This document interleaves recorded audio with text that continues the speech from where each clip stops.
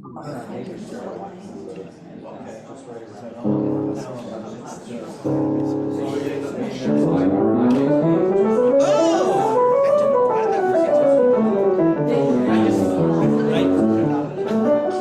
was a good one too. But what's his name cites it all the time, or everyone cites it. But this one's basically a modern version of that anyway. So he spends half that book referring to.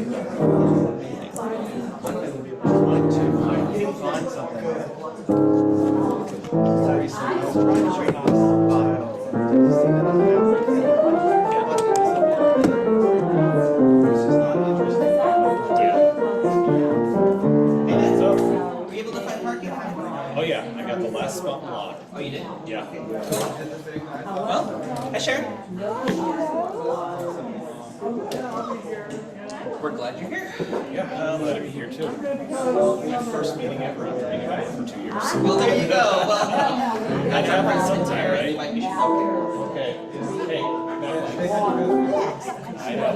This is my, yeah, it's like.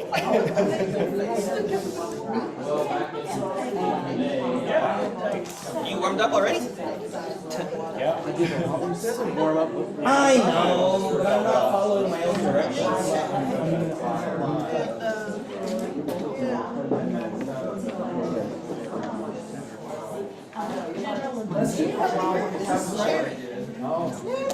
Carol, I'm sorry. Thank you for coming.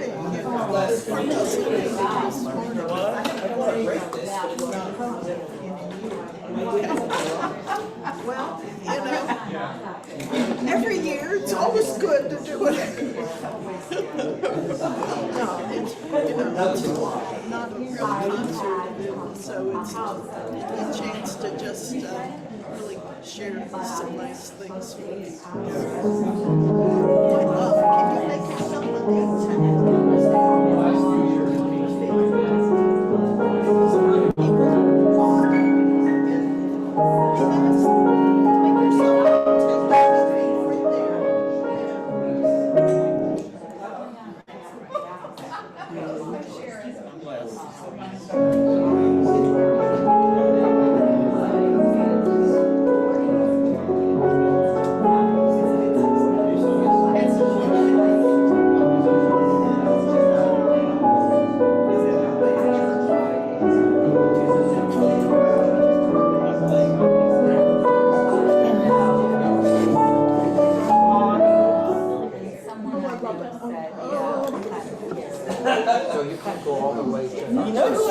Interesting that you know who's recorded this?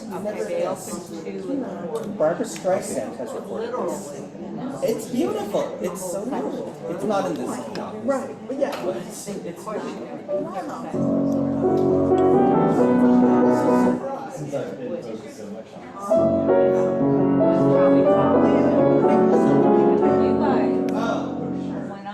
Oh, that's beautiful. I love that piece. That's stomp.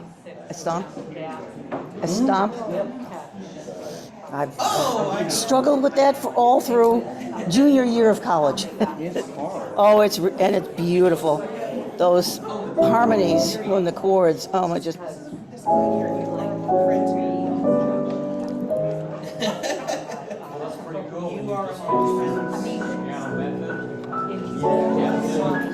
You had started teaching.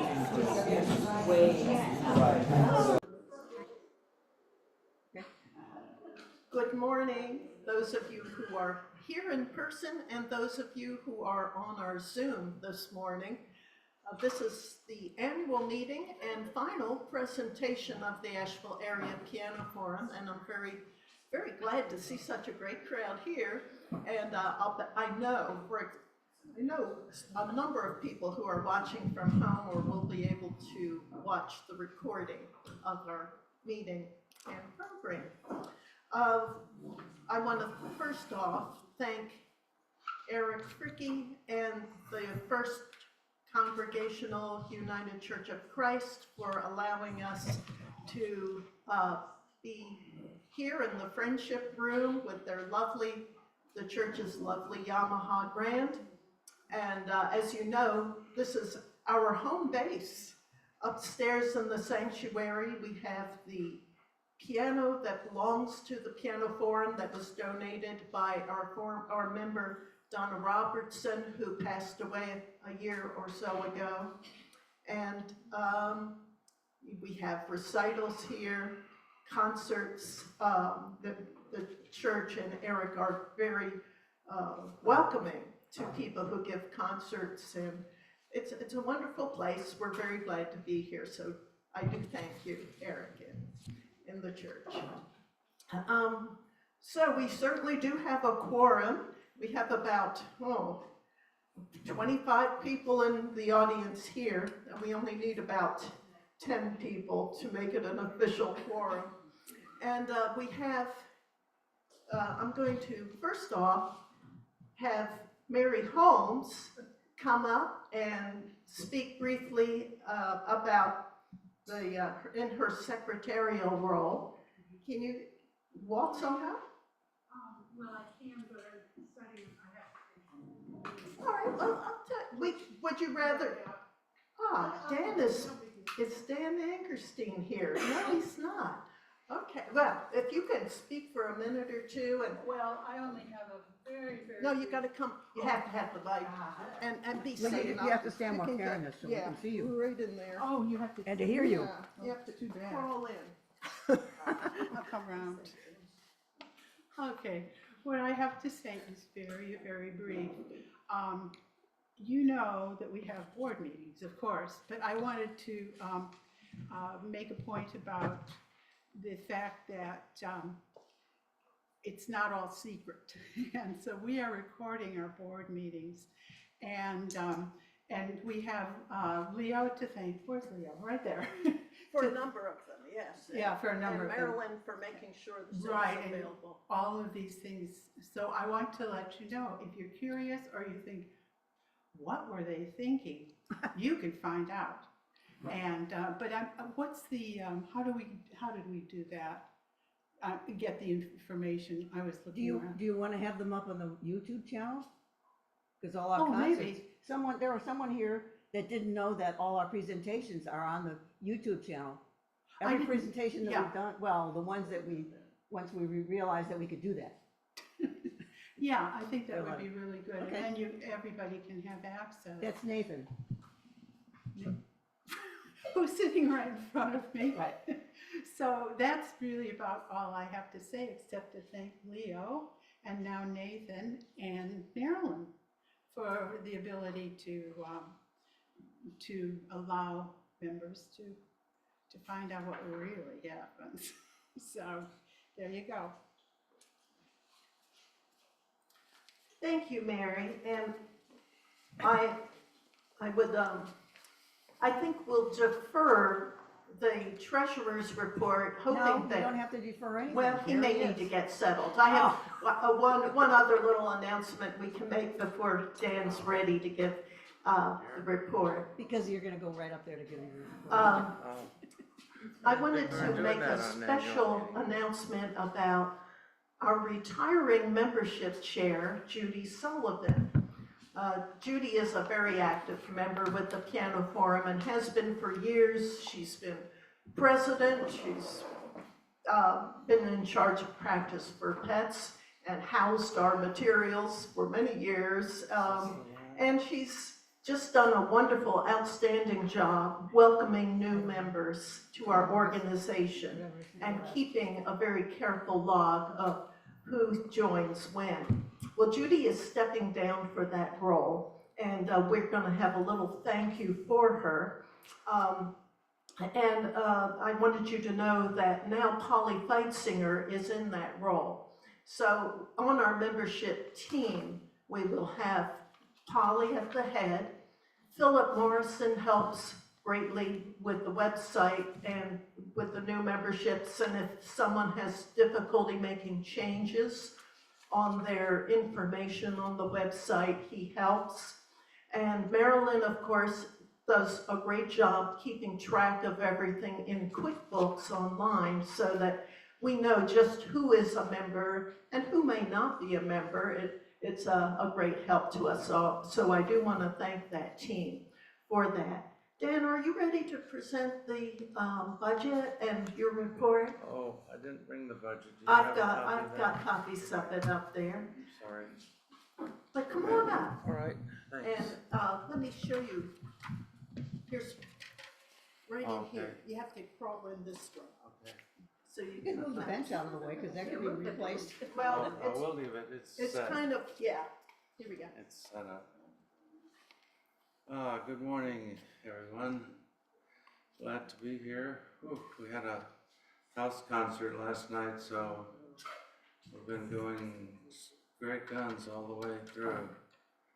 Okay, proposed budget for 2025, 2026. I give Karen a lot of credit for this. She did a lot of work on it. We're allowing $4,000 for the fall benefit concert, $3,000 for the spring benefit concert, $6,500 for the Asheville piano competition. Do you all have copies of this? Well, okay. Okay. So you can read that. $1,500 for presentations and master class, $1,000 for student recitals, et cetera, et cetera, et cetera. $33,375 that are projected to be spent. And our other expenses, the membership campaign and bookkeeping, $4,800. And support of special nonprofit projects, $500. So that's $5,800. So total budget is less than 40,000, 39,175. A statement of activity comparison here has us bringing in total revenue of 38,232. So it's close, but we usually make it every year. Something wonderful happens, and so I think that's about it. Do we need to vote on that? We did. Okay, should I do that? So we need a nomination to accept the budget, and then we'll have discussion once it's nominated and Okay, seconded. I need a nomination to accept this budget. So Second. moved. Second by Discussion, Carol. discussion, Discussion. questions? Okay. Are there objections? Are there any objections? Then it's approved. Okay, it's approved. Thank you very much.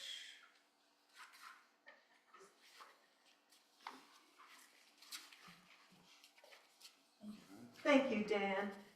You know, we have, Careful, careful.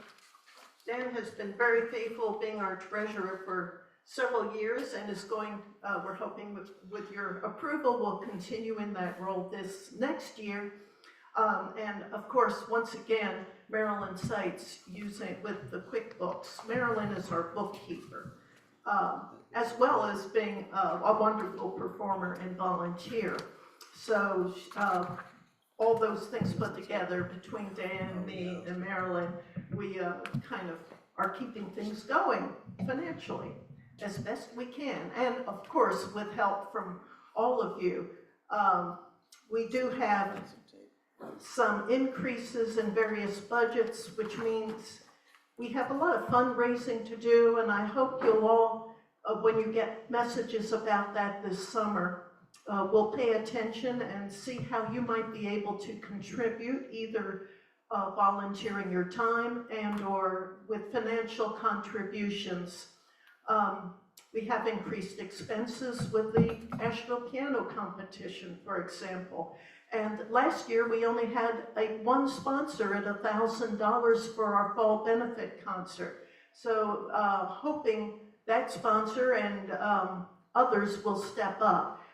So it is an ambitious budget. We were lucky because we have a grant for expanding our membership and mission over the next year. And we're already starting to do that with some of our membership activities. So keep tuned and think about what your favorite parts of the Piano Forum are. We have so many things that are going on, and I know not everyone is interested in all of them, but it's a great thing. So, moving on to the Student Assistance Awards, and Carol McCullum is here to tell us what's going on with those.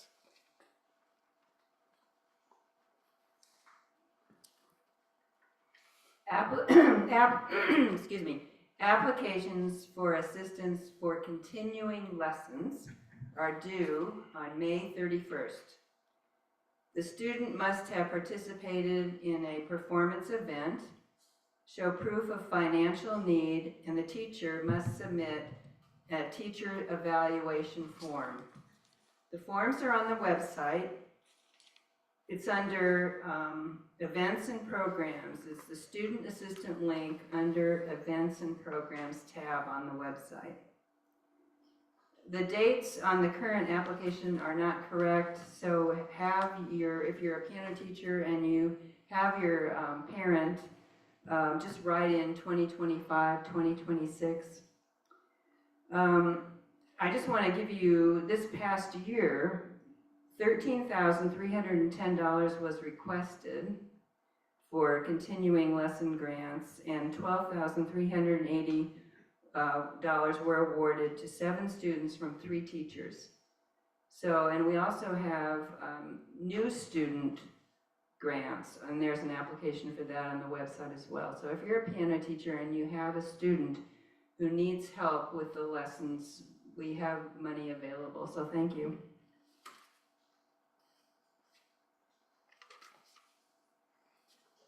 Thank you, Carol. Carol and her committee are very diligent in reviewing the applications that come in, and we really appreciate their help. There's several members who are not currently teaching members of students who can qualify, and as well as members at large on that committee. Continuing on, we have I'll give Bill Bears is in Germany, so he cannot give a concert committee report, but there are a few things I'd like to say about the concerts this past year, and then Wayne's going to give a little talk about the upcoming fall concert, since he's made a plan. He's not our chairperson, but he's made a plan which we think could be very workable. So in the spring concert, using the ticket platform on the stage, as well as at the door ticket sales, we made close to $3,000, which will all go to Student Assistance Awards. We do not take the costs of our concerts, the printing of the programs, the publicity. We do not take that from our ticket proceeds. That's why we have sponsors for the events. So it's a wonderful way. All of the ticket sales from our fall and spring concerts, as well as any other earned income that we have, go to continuing lessons. And if money is donated to student assistance, generally speaking, it will go to the outreach piano classes, which you'll hear a little more about. So we've had it was so wonderful. Bill did a terrific job getting a concert together in the fall after Helene, and it was well attended. It was one of the first times people had been able to gather. We had it up in Mars Hill, which had minimal impact from the storm relative to us down in Asheville and elsewhere. So that was great playing. Same thing on steroids about the spring. We just had magnificent performances. Our performers are all volunteers. They do not get paid, except if we have someone who is not a Piano Forum member and a non-pianist come to play. They get a small honorarium, but it's really worked out beautifully this year. So let me turn things over to Wayne so he can tell you what we're thinking about for fall. Here, Wayne.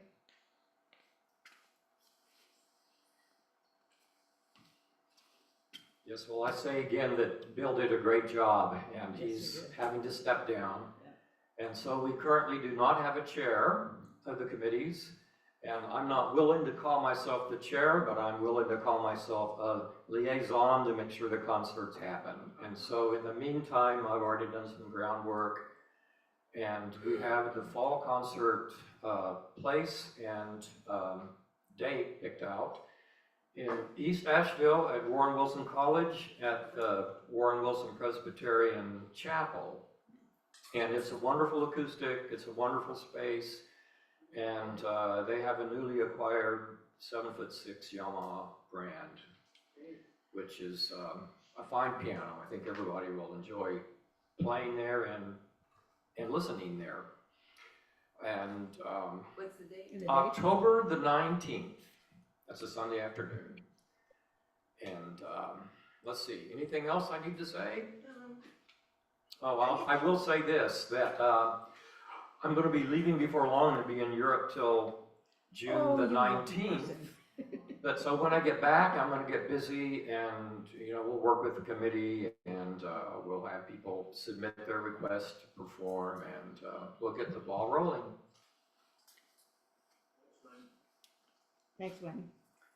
Yes, thank you indeed.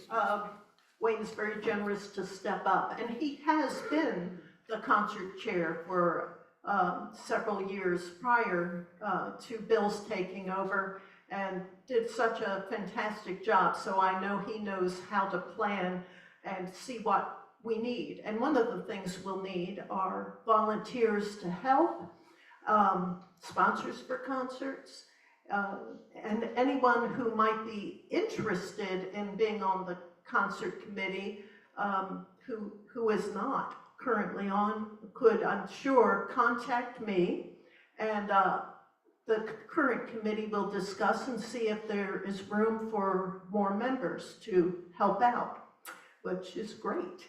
So very grateful for those plans. Okay, Leo, want to say a few things about presentations, wrapping up this year's and looking ahead to next. So just to echo Karen, thank you to Eric. Ricky, we this year moved all of our presentations here to have one location, and I think it's worked out really, really well. We've had, as you can see, good attendance at all of our presentations. Marilyn was one of our presenters this year, as was Nathan, and Teresa was our masterclass clinician. And I'm taking applications, if you will, for anyone who is interested in being a presenter and or masterclass presenter next year. We'll have the same calendar of September, hopefully November, late January, and the annual meeting / final presentation. So if we're trying to keep the presenters and clinicians within the forum because we have so many wonderful members. So if you're interested or know someone who would be a great presenter or a masterclass clinician, please send it my way. Thanks, Leo. And Leo, he has his hands in a million pies and does a wonderful job with all of them, besides being a fantastic performer and musician and teaching full-time. Along with setting up our presentations, he is the current vice president of the organization. So I think he needs a round of applause. All right. So Polly Feitzinger is at a family wedding this weekend. So I will give the student recitals report. Polly has been the chair of the student recitals this year, but as she's moving into the membership chairpersonship, she will be leaving that role. And we have a couple of people who are interested and willing to do that, one of whom is our board member Les Downs, and the other is Eric Fricke, who's where we, of course, he's been involved with the concert since we have them here, the recitals, and is a teacher as well. He and Les are both teachers, and so we're hoping that we're going to have good leadership going forward for our 3 student recitals plus the winner's recital at the competition this year. It takes well over $100, sometimes $2, to tune a piano, and then we have refreshments. People provide most of the finger foods, but we have receptions down here, and the forum has to provide punch and serving items. So we're hoping that we can find 3 or 4 wonderful sponsors for the recitals this coming season.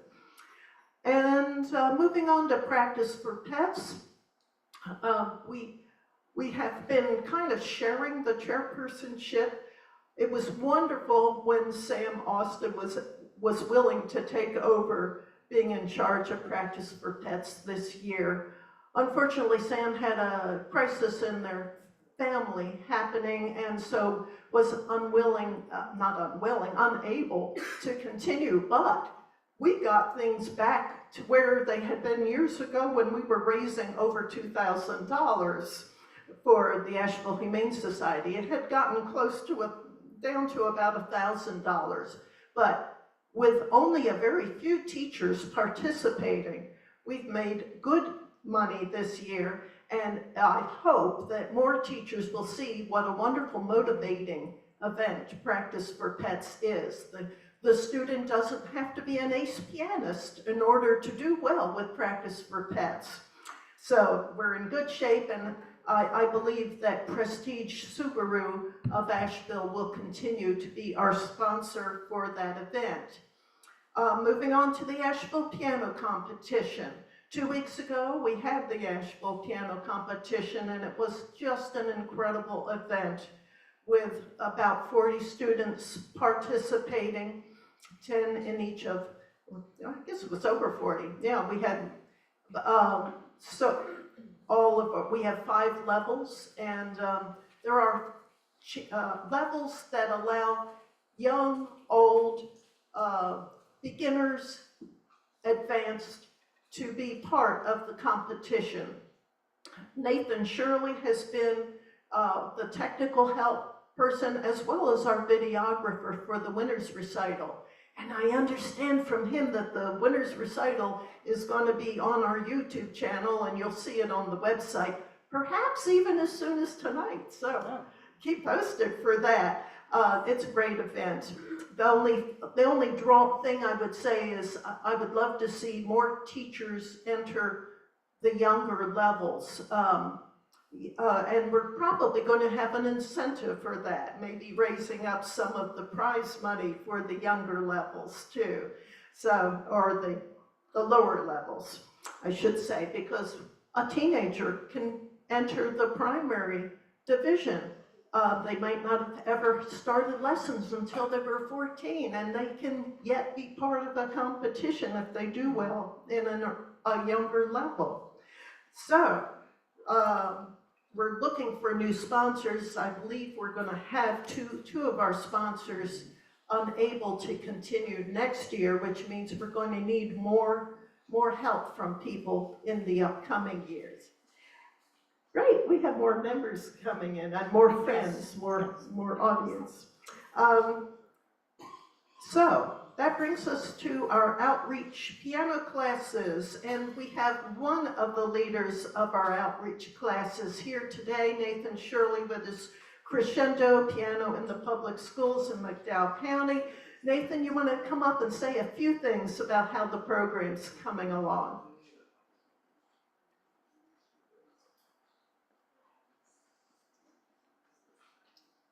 You might want to get it. Yeah. Sounds good.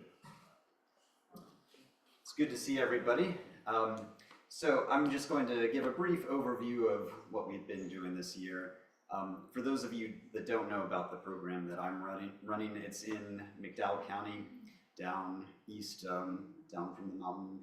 And we are serving, it was 2 elementary schools, and now we've added a middle school after school program, but the bulk of the program is actually in the schools during school hours. We picked 2 schools that didn't have any music whatsoever, The majority of the schools in McDowell County actually don't have any music, and many don't have art either. So we're able to reach all of the 3rd, 4th, and 5th graders at these 2 elementary schools, plus now some middle schoolers who have graduated up. And in total, we've got right at about 300 kids participating. So every week, sometimes twice a week, they get piano classes. And thanks to the Piano Forum's generous assistance with that, and many donors and grants in addition, we've been able to hire 4 assistant teachers. So it's not just me doing all of the classes, which it was last year. And one of those assistants they've all been fantastic, but one of them is on the board of the Piano Forum, Dominic Rajagopal, and he's been fantastic, and he's going to step into a lead teaching role early next school year. And that will be at Old Fort Elementary, which is the school that was badly flooded, and the kids had to end up moving into another elementary school that's already occupied, so there's 2 schools packed into one like sardines.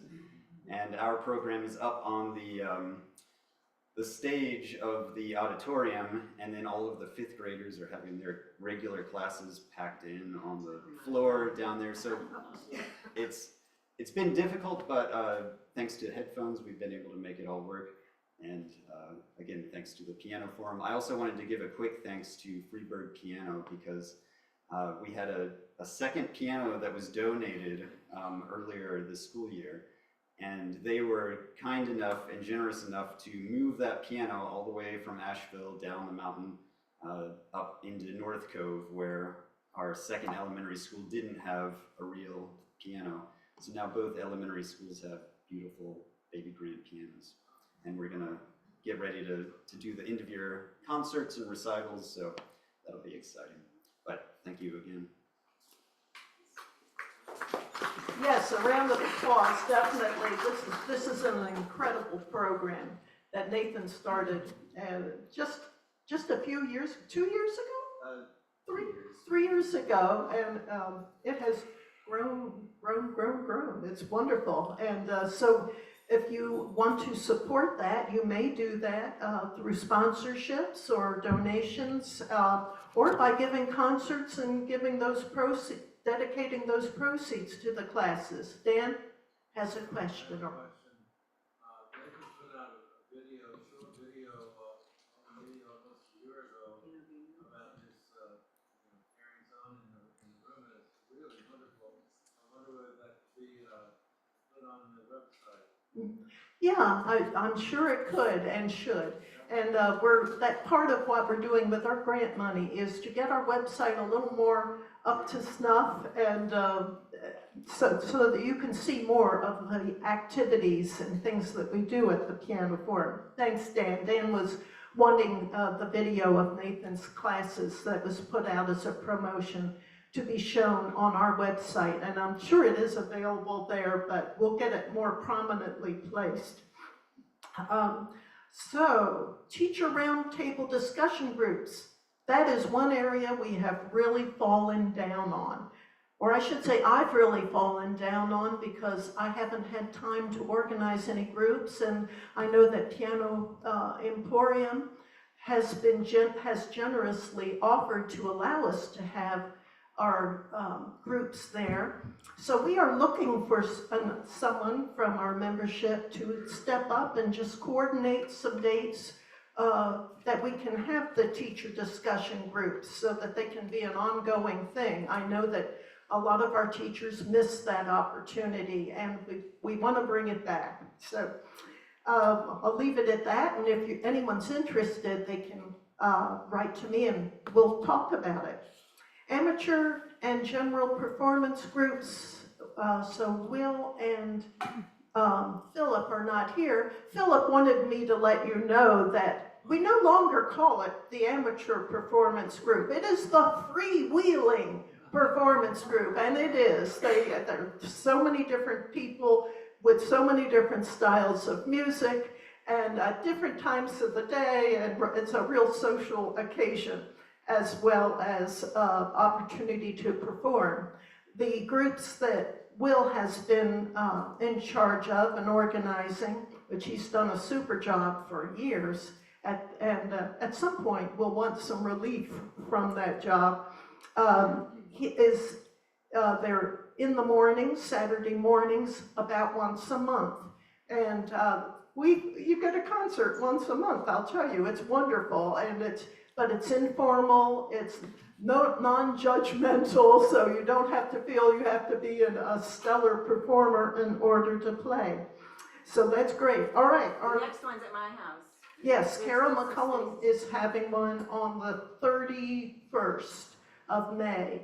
And if you write to Will or to Carol, they can let you know about see if there's room there for people to join. There's still a few spaces. There's still a few spaces, Carol says.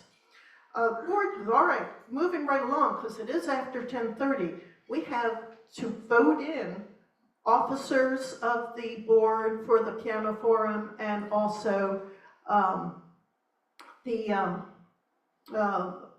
renewing members, renewing terms, 2-year terms, and also new member. We have one new member. So maybe we'll do it in reverse order. But first, are there any nominations from the floor for any board positions or officers? I don't see anyone here. Do you see anyone online, Marilyn? Susie Shaw, Dominic, and Mary somebody are online, but I don't. They aren't raising their hands or saying, great. All right, then we will hope that you like the slate that we have put together. So the officers get voted in every year. I will serve as president for next year. Vice President Leonidas has agreed to continue. Treasurer Dan is continuing, and Mary Holmes is continuing as recording secretary, and our corresponding secretary is Wayne Smith. Are there any objections to any of the nominations? Without objection, the slate is approved.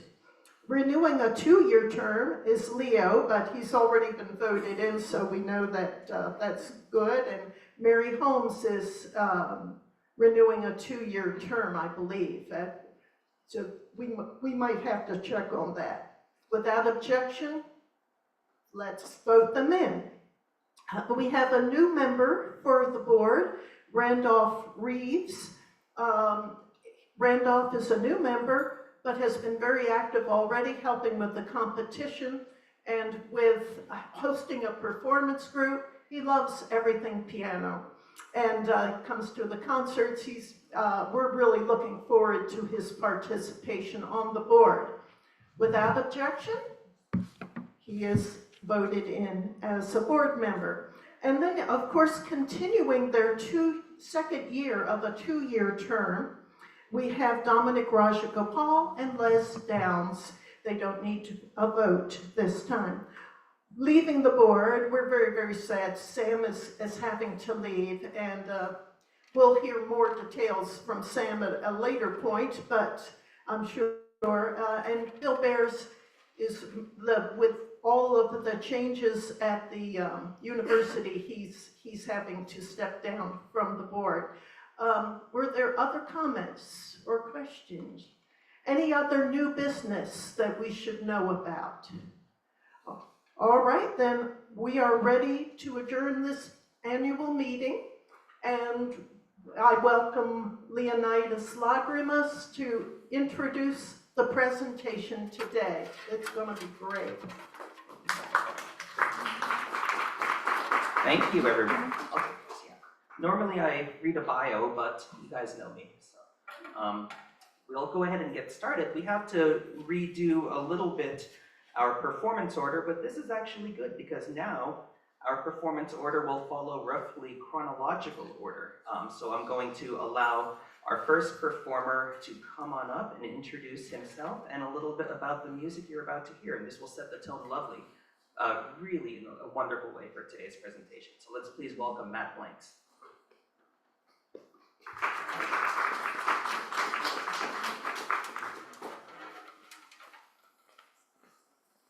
Wait a second, are you gonna both be in this location? No. Okay. I'm gonna be All here. right, because I need to get both of you in this camera thing here. Well, Okay. I'm here, so. All right, Crooked hand. okay. Check. Good morning, everyone. Hi, I'm Matt Blanks, and I've been a member for about 2 years at this point. This is actually my first meeting, so yay for that. I'm very happy to be here. I play piano both professionally and as an amateur, but my chief calling is as a singer, so I'm going to show you that today. I work at Marcel University as the voice area coordinator. I'm going to start out with 2 songs from Debussy. This first one is Beau Soir, which means beautiful evening. The poetry is by Paul Bourget. It's not a poem that is often set, and it is one of Debussy. I think it might be Debussy's earliest song. If not, it's one of his earliest songs. And you'll notice that it is not. The harmony changes are not quite as smooth as some of his later stuff. It doesn't really sound very much like Debussy. In fact, it's a little more static. And then the second song I'm going to sing for you is from his set of songs Arias Oubliées, which means forgotten arias. It is Il pleure de mon cœur, which has been set by many, many composers. And Debussy's setting is it sounds very, very impressionistic. I've included translations so you'll know what I'm actually singing. Just a note on French poetry. French poetry doesn't always make sense as far as what's going on. A lot of times French poets will write words because they sound nice together. So the poems don't always make sense in translation, but they're essentially to evoke what French calls sentiment, which is a hint of the feel of the emotion of what they're talking about. So as a result, it's a very vibey experience. I hope you enjoy these 2 Debussy songs.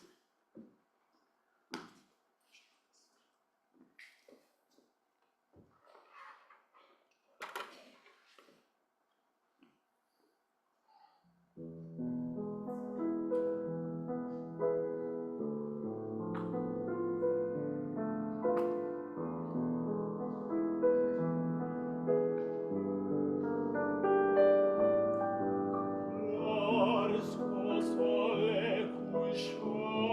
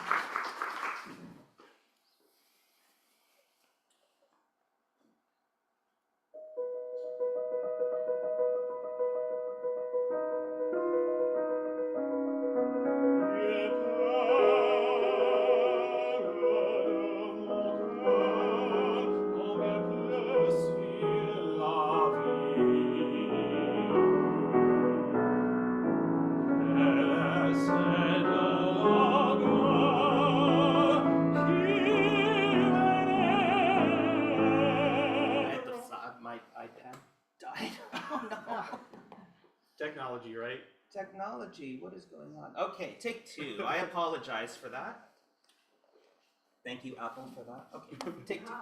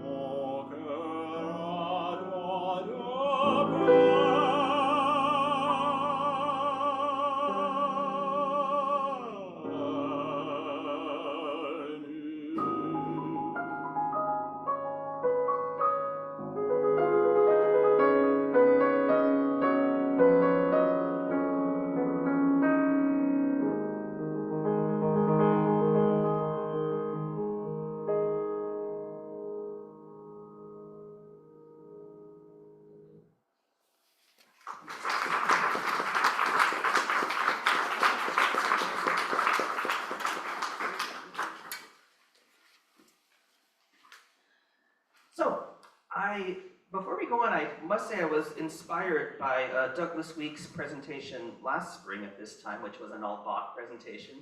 And I thought, hey, this is a little bit of a selfish thing, but I want to do an event dedicated to Debussy. And I thought, why not? So I took one of the presenter slots for this year, and I thought this would be a chance to explore Debussy's music. And like I said, it's selfish because this is all music that I've wanted to play, but there's just so much. So calling on my fellow forum members to put this program together was my way of, scratching that Debussy itch that all of us pianists have. So part of it too, though, besides my own selfish motives of loving this music, is I find that Debussy, for as much as we love him, it's kind of pigeonholed as a composer. And in fact, the image you see there on the front of the program, I asked ChatGPT to, I entered the terms Debussy's sound world, and all of the images presented looked like that. So even AI has a perception of what Debussy's music is. And if you go to YouTube and enter Debussy, the first thing that comes up is, I kid you not, 10 hours of Clair de Lune, played on repeat for 10 hours. And this is not to, shortchange Debussy's influence on the 20th and 21st centuries, but he is, as you'll hear today, one of the most, probably the most influential composer from the 20th century. But in the mind of many and in AI, he's a very, it's very easy to pigeonhole him. And that term impressionism that we hear applies certainly to the music you just heard. It actually works that we heard it first because it's from the late 1800s. Very early, but hopefully the last point I'll make is the music you'll hear today maybe half of it sounds impressionist in the way that we associate with Debussy. And hopefully you'll leave today with a much wider appreciation and understanding without too much academic facts and figures put upon you, but just, you'll just leave with a greater appreciation for who Debussy was and the music he wrote. So welcome to Debussy Sound World. I'm going to go ahead and introduce our next presenter, who is Wayne Smith.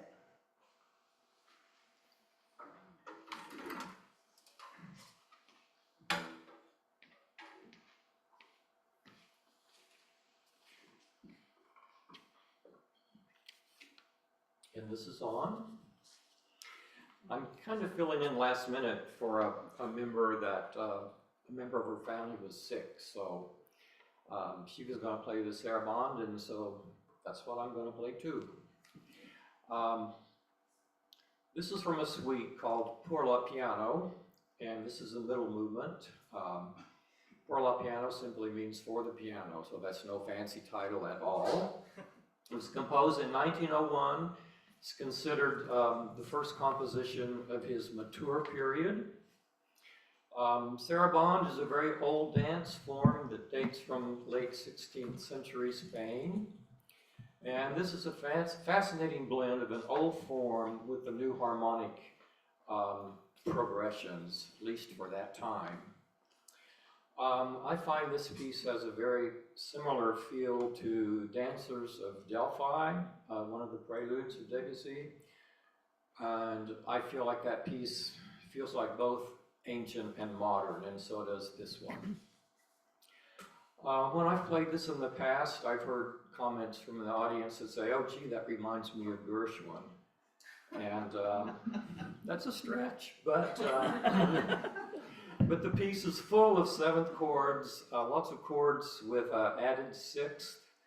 And in fact, the first chord of the piece is not on a one chord, but it's on a two chord, a two minor diminished seventh chord, which is pretty unusual, I would say. And so, of course, Gershwin would have been influenced by Debussy, and I know from Maryland we're going to hear a whole lot more about the jazz influence from Debussy. Debussy says this piece is to be played with slow and solemn elegance, and he once told a student that played this piece to play it absolutely in strict time. And at least for the piano music, I find in general, that's pretty good practice of Debussy, is you don't mess around with the timing so much.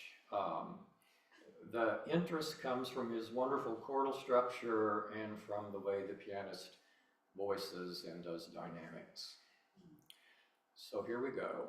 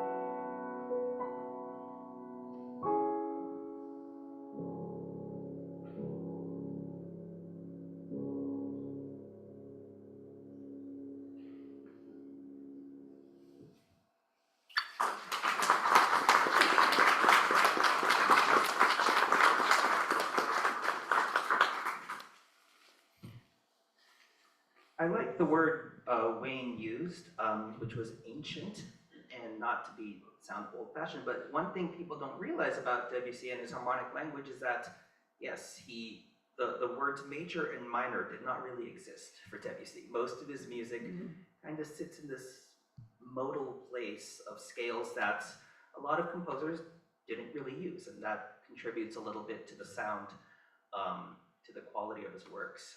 Speaking of ancient sounding works, our next presenter will be presenting another work that draws upon some, I guess ancient would be the right word, some modes that we don't commonly hear, but he'll also be traveling to Spain as well. So I'm gonna go ahead and welcome Leslie Downs.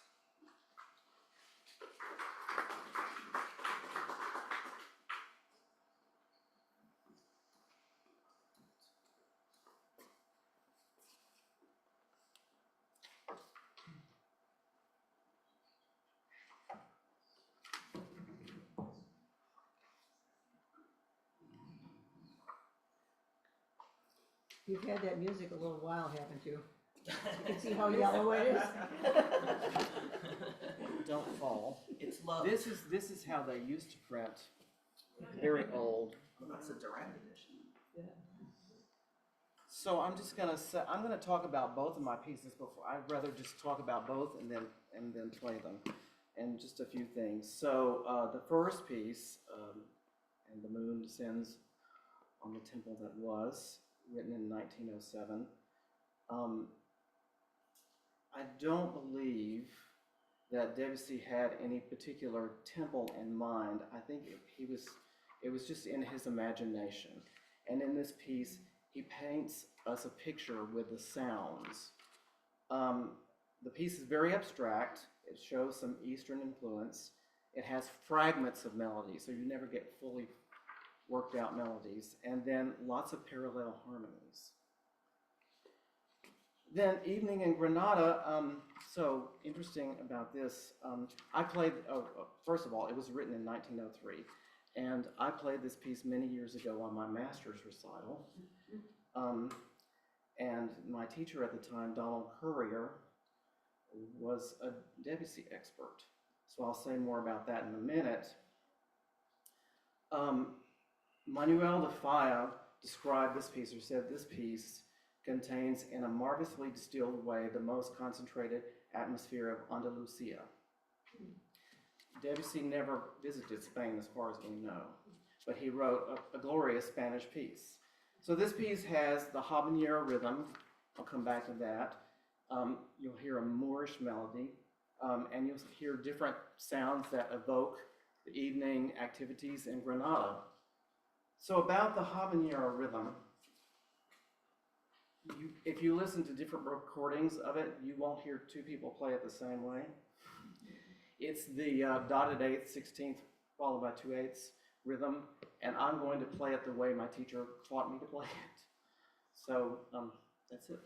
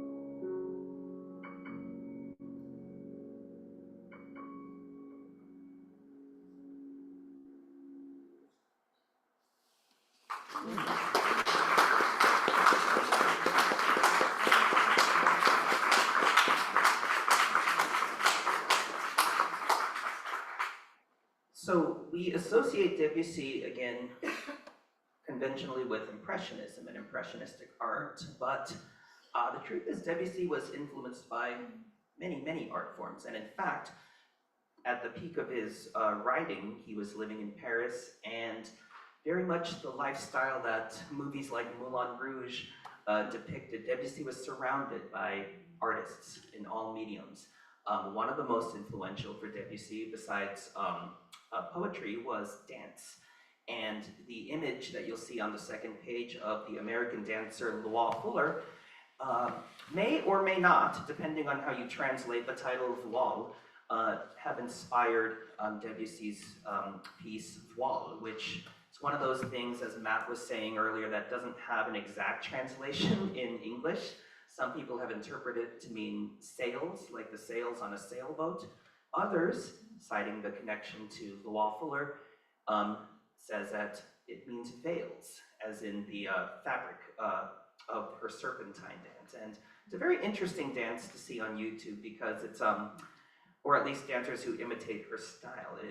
She's not a trained dancer in the classical balletic sense, but like many performance artists, was able to use her movement along with multimedia, such as lights, colors of light, and of course the fabric itself to have a really hypnotic effect. And you'll hear this in Debussy's Wall, which is taken from book 1 of his Preludes. Hope you enjoy it.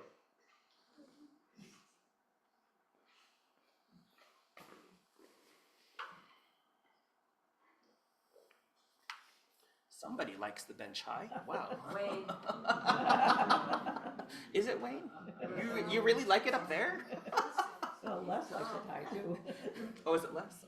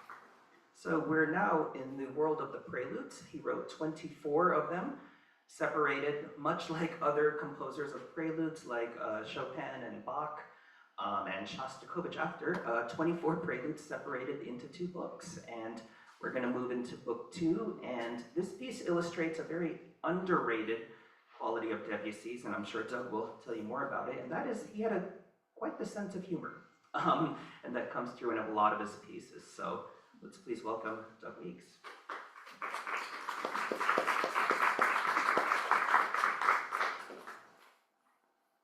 Thank you, Leo.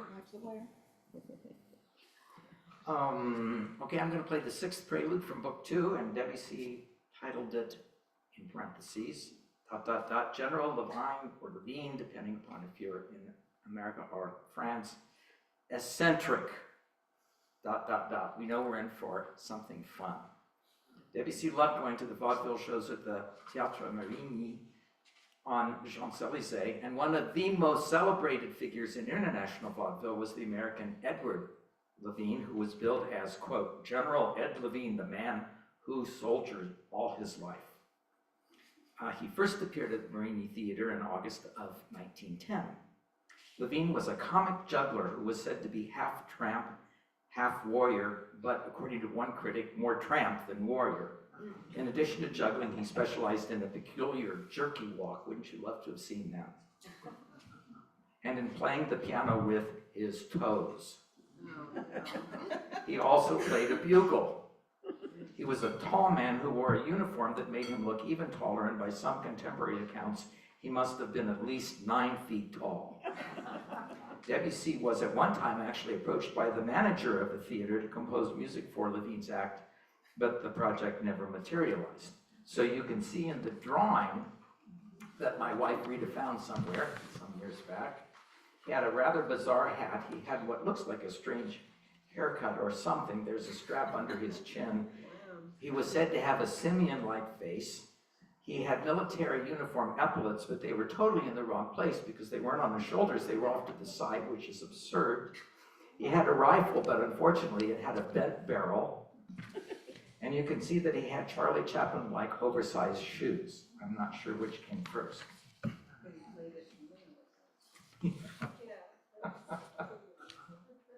In the prelude, we hear an opening bugle call, militaristic chords, a trombone blat, the rat-a-tat-tat of a snare drum, juggling, possibly with his chasing balls that are getting away from him.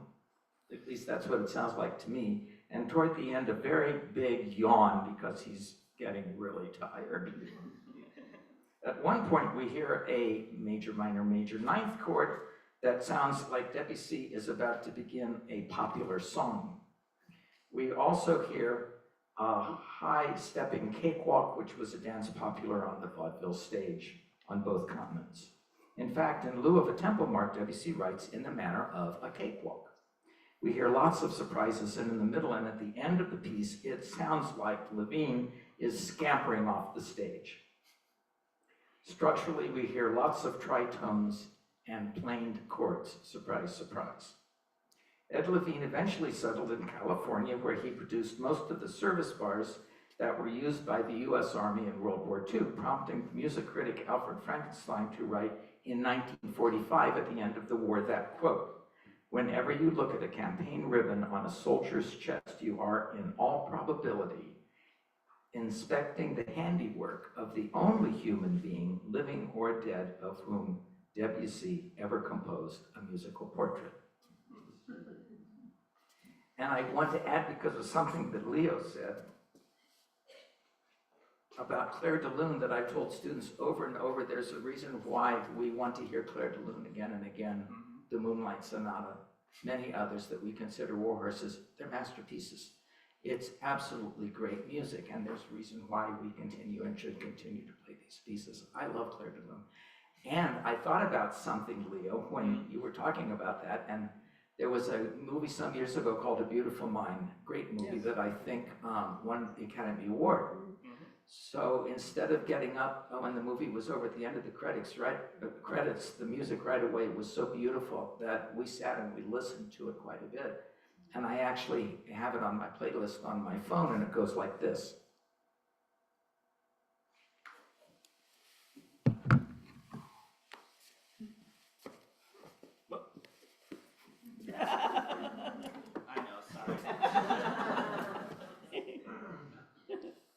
This is the music from the movie.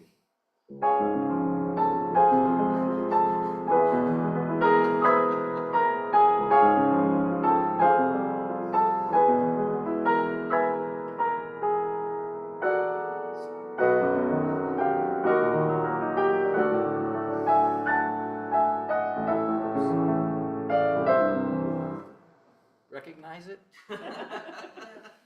Here's the music.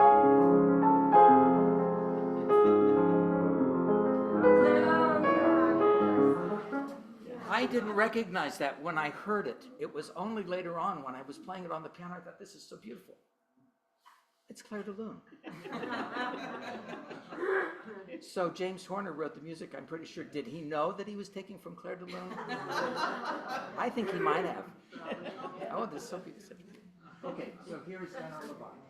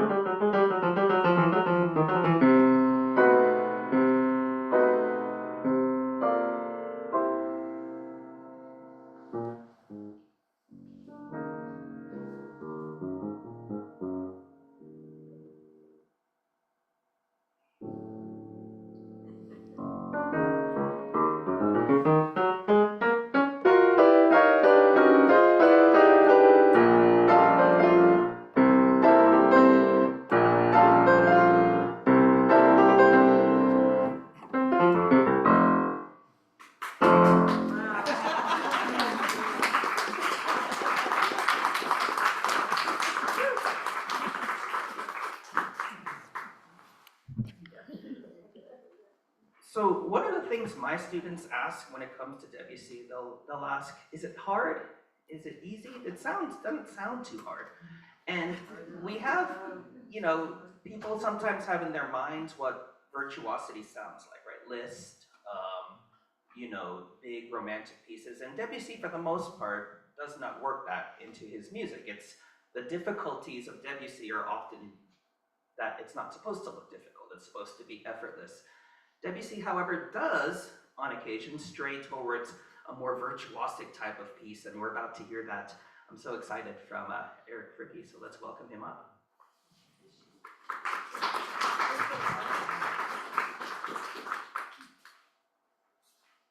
It's always nice when they warn the audience that you have to do something difficult. So I don't have to say it myself. One of the things I was thinking about, there's a couple of things I wanted to share about this piece. Of course, we've talked all morning about Debussy. We haven't talked quite about, yes, and sorry, I was watching from back there. Hi, folks. Is Ravel. Now, why would we talk about Ravel and at the same time we're talking about Debussy?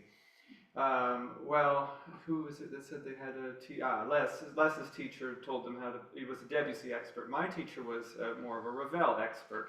And so I played a lot of Ravel, but this was one of the Debussy pieces I got to study with him. And this is one of the pieces we terribly disagreed about because he liked it to be very slow, like fish in a bowl and all of this stuff.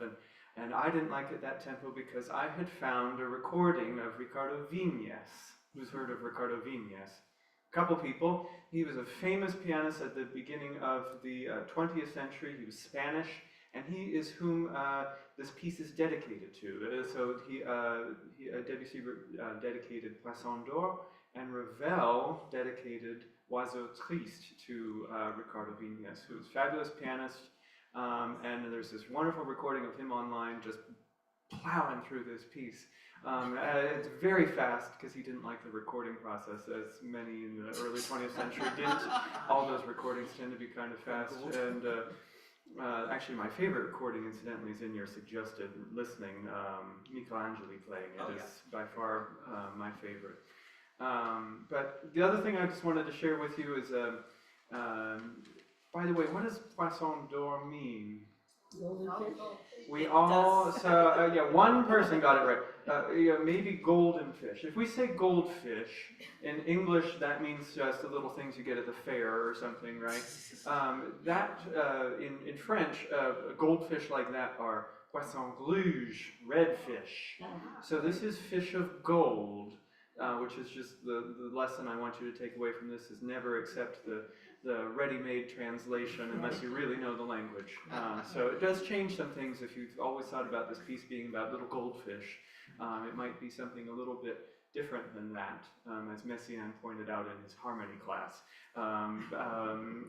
Debussy quotes this piece in his opera Pelléas et Mélisande, and it's all about these fabulous harmonies because you think it's going to be, but instead there's some extra notes in there, and it goes right along with that Ravel idea I was thinking about. It's kind of like Ravel's toccata from Le Tombeau de Couperin.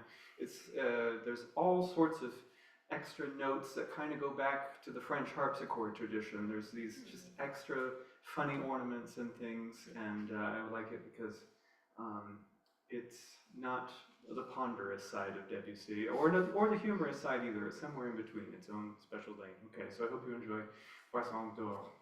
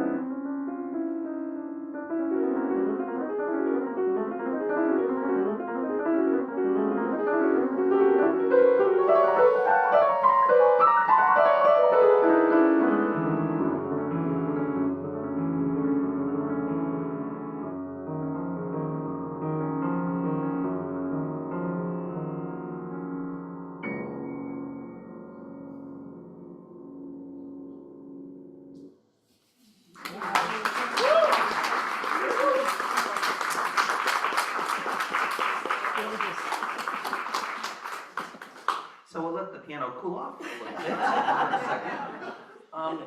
For the final works today from Debussy himself that we're going to hear, I'm going to welcome Sharon Edwards up to the piano. And these three, she asked me, because of course she's Sharon Edwards, I have all of the Debussy preludes ready to go. Which ones do you want to hear? So I chose the three that you're going to hear because I think they kind of offer the nicest summary of everything we've heard today. There's some Spanish influence in one of the preludes. There's a touch of the mythical in one of the preludes, and there's, as you'll hear, a lot of virtuosity packed into one of the preludes as well. So I'll let Sharon Edwards come on up and introduce these.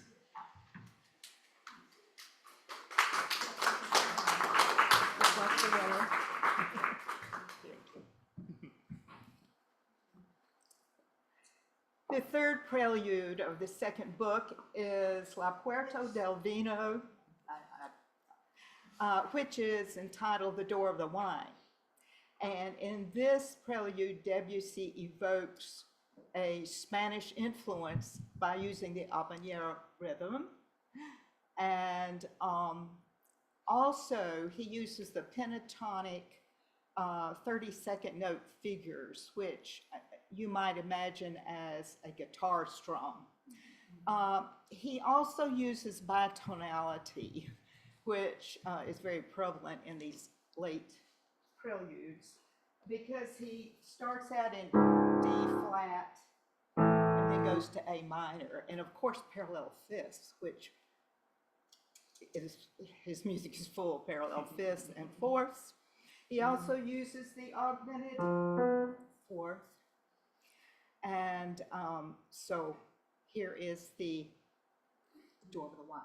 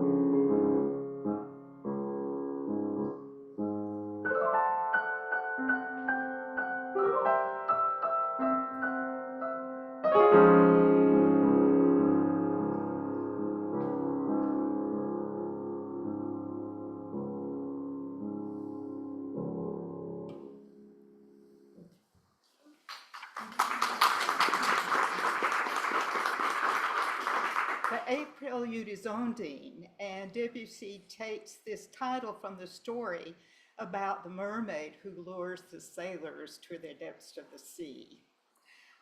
He begins with a pentatonic introduction, and then he uses 30-second note groupings to illustrate the tale of the mermaid swimming to and fro.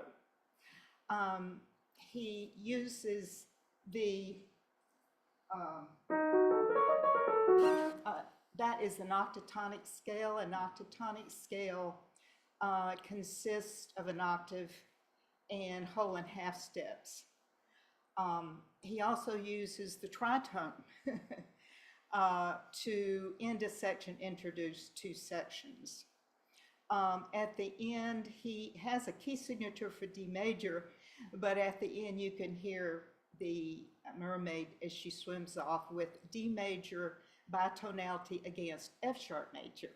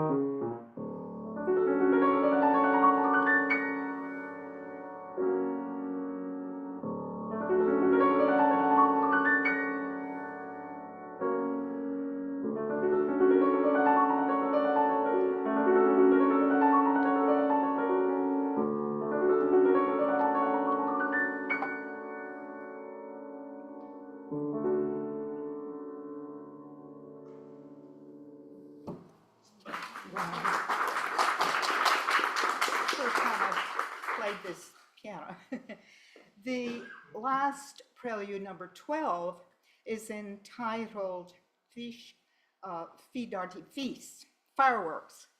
And here Debussy does everything in his arsenal to depict fireworks exploding by using glissandos all over the place, even a double glissando. He begins with bitonality, with F major, with a G flat major tonality above it. He also, when the melody comes in, he uses a tritone octave. And if you will listen for that, that comes back in chords. Of course, he likes to use major and minor seconds against each other, major, minor, seventh chords. At the very end, I think that this is his ode to France, because you will hear a little bit of the Marseillaise in praise and honor of their democracy. Bastille Day.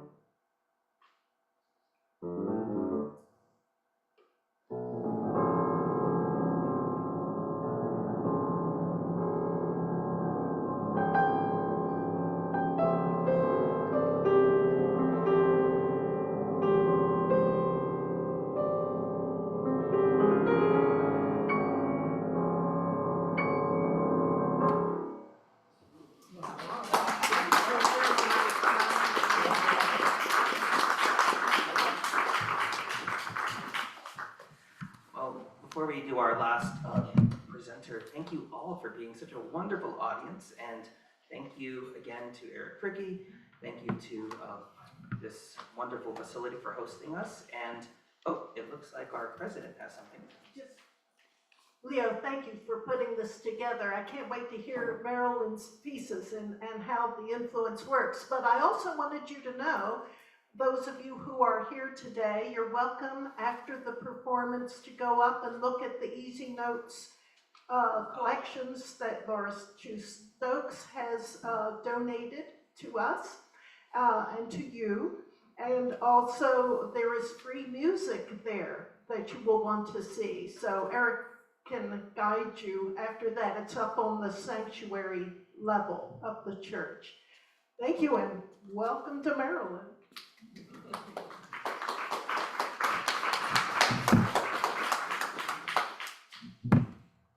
Can I ask someone to take a picture of me so I can have one of me doing the same thing that everyone else was doing? Wait, let me lose my phone here. Oh, it turned itself off already. Face ID, there we go. So just when I start playing, it'll be fine. All right, so everything that you've heard already, you're gonna be hearing again, slightly different form. So many of the things are pretty much the same. Billy Strayhorn used the whole tone scale. And the several pieces that I've heard today had something starting with a B in the modal form. So Billy Strayhorn's pieces start like that. Bill Evans's pieces start like that. None of them start on 1 or end on 1. None of them go 2, 5, 1. I mean, and Bill Evans was one of the first pianists to actually start playing a lot of modal music, and Debussy's one of the first classical composers to compose primarily in modal, different kinds of modal. It was not the standard classical format of 2-5-1. Miles Davis said, well, I see on this sheet here, let me see what Debussy said, music is the space between the notes, and Miles Davis is famous for saying, what you don't play is just as important as what you do play. Minimalism. So if you want, for further reading this, it should be on there for further listening. Sketches of Spain, which was done, Miles Davis album with Bill Evans on piano. Billy Strayhorn's Lush Life, it's all of his pieces, a lot of his pieces anyway. And Kind of Blue, which is the best-selling jazz album of all time. Bill Evans plays piano on that, Miles Davis. And it's all modal, the whole album was modal. And when that album came out, nothing had been done like that before in jazz. So you're gonna hear force. You're gonna hear chords that go, jumps up and down of fourths and fifths, which you didn't hear in jazz very much before that. All right, I'm gonna just play these pieces now. Thanks. Why don't you take this?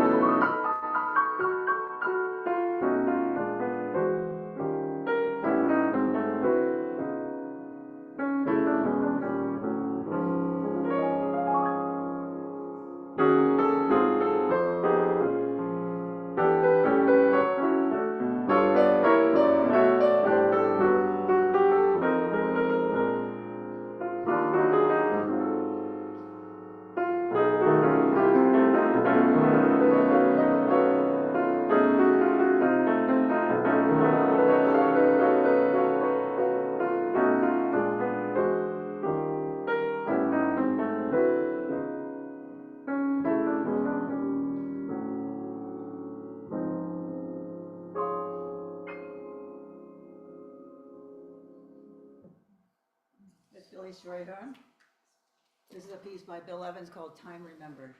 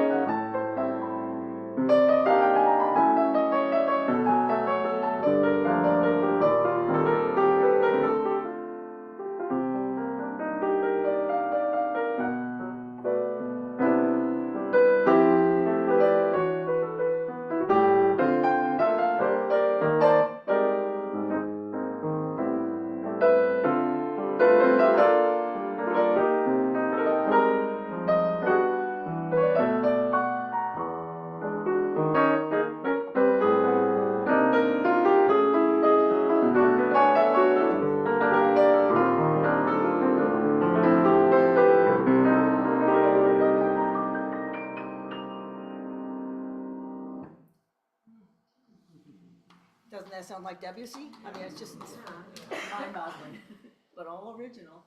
All right, then the last one is Turn Out the Stars by Bill Evans. This one has a lot of chromatic 2-5-1 instead of 2-5-1. It's like a sharp 2, sharp 5, then 2-5-1. So he had to go above and down below. And there's a lot of inner voicings. I wanted to point that out. One of the pieces that somebody played, I can't remember which one now, had all kinds of middle voice. I call them thumb notes. When your thumbs, when your thumbs are doing all these inner voices. Bill Evans was a master at that. You hear that a lot in this particular piece, and a lot of sustained fours. And I know, what do you call that in classical music? I don't know. The sus4 chords. Like a suspension, yeah. Oh, okay. That resolves downward by step? Yes, well, no, just. Yeah, so in theory, it's okay. Suspension. But he used a lot, and that wasn't used in jazz very much before that either. I also wanted to say in the beginning that Billy Strayhorn loved Paris. He lived in Paris for a number of years. And he was born in 1915, I think, yeah. So Debussy's influence would have been all over France at that point, really strong. So, and then Bill Evans, of course, was not born not that much later, so there was still a lot of influence there that they would have heard. And this is Turn Out the Stairs.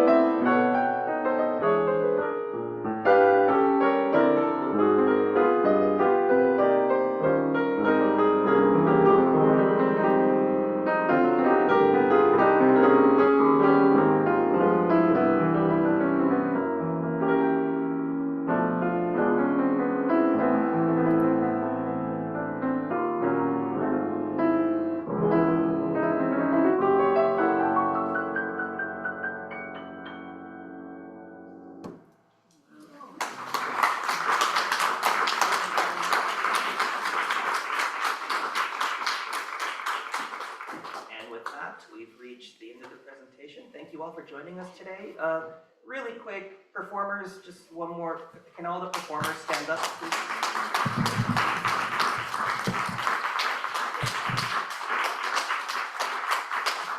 Eric, you should be standing, called Eric Vector. Okay, please stick around. There's lots of free things to pick up. There's refreshments, and the performers are here to answer any questions you have. That's been wonderful. Thank you. Terrific, terrific. This is a quintessential forum program. This is what you get when you join the Piano Forum. Thank you all for being here, and especially to the performers and to Leo for putting this together. See ya.